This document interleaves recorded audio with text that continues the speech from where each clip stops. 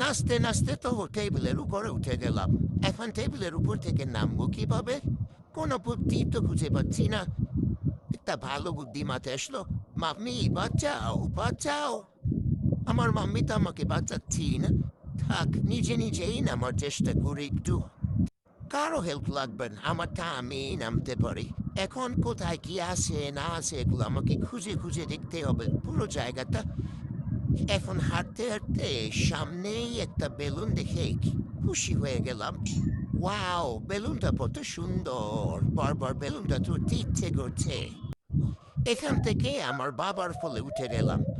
বাবাকে যে বলছি সামনে একটা বিশাল পুকুর আছে, পুকুরটার মধ্যে কি সুন্দর সুন্দর মাছ।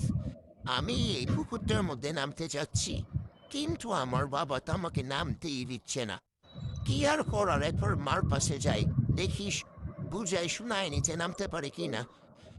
আর আমার মার পাশে আসার পর আমাকে গাছ লতা পাতা দিয়ে খেলতে